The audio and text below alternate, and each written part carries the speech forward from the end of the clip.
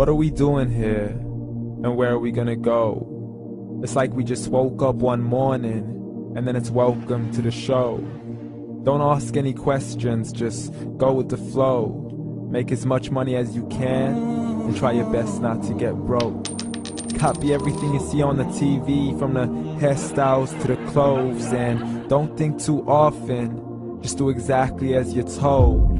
And if you ever get confused, then just turn towards the alcohol. You'll still hear your thoughts, then just turn up the radio as you learn to live a lifestyle of drugs, sex, and rock and roll. But in all honesty, I just need to know, is there more to the cycle than growing and getting old? Living and dying just to leave behind a happy home and a whole lot of property that somebody else is going to own. I just really need to know before the casket's closed, 'cause I'm not willing to gamble with my soul, nor am I ready to take any chances. These are just simple life questions, and I'm just searching for some answers. Like, what are we doing here? And what is our purpose? How did we get here, and who made us so perfect? And what happens once we go, or is this world all really worth it? Questions we don't answer because apparently we don't really have to. There's no purpose to this life and our existence is merely natural. Then in that case, please let me ask you, did you create yourself, or was it somebody else who had fashioned you? 'Cause you're a being that's impeccable, faultless and unparalleled. You're a product of supreme intelligence, and I'm merely being rational. For there isn't a camera on this earth that can come close to the human eye, nor a computer that can compete alongside the human mind. And if the whole world was to come together, we wouldn't be able to create a single fly. So many signs, yet we still deny. As science tries to justify that all this could come from none, when it's a simple sum. 0 plus 0 plus 0 cannot possibly ever give you 1. So from where did all this order come? For everything has its origins, a maker, a creator of its own. I mean, the only reason you're watching this video is because somebody had to press upload. So we can believe in the Big Bang, but I'd rather believe in He who caused it to explode. Allah, the creator of everything along with every single soul.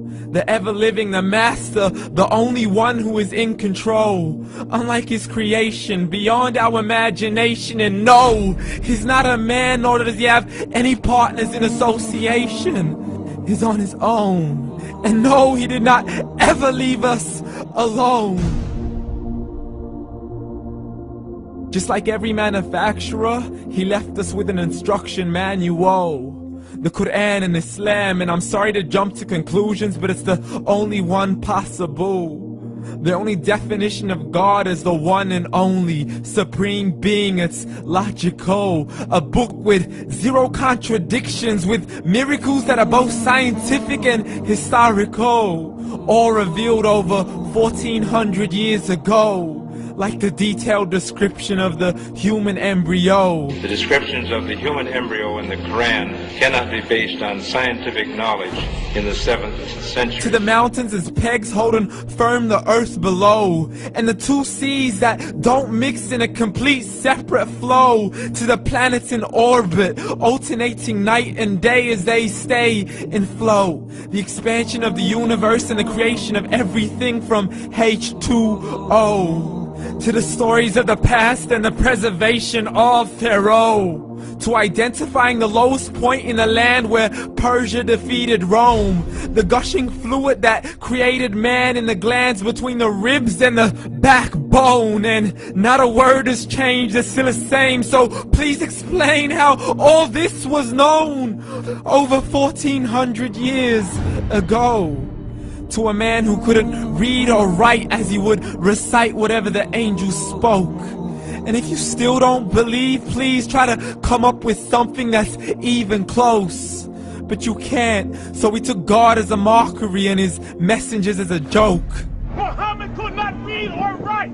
How's somebody who can't read or write gonna start a religion? Dismissed his scriptures as legends and tales of the ancient folk, as we live life according to our whims, desires, and hopes. saying this life is the only home we will ever know. We will live then die, then simply turn to bones. YOLO! Correction, after the grass dies, the rain arrives and it regrows, and Allah promises to do the same thing to your very soul and bring you back from your very fingertips to your toes, as the all-seeing supreme being watches us so close, and we are surely being tested in our wealth, our health, and our self, and everything that we've been blessed with. So believe, for we will surely be resurrected and be brought back to our Lord and account for every single deed, as He hands us our books and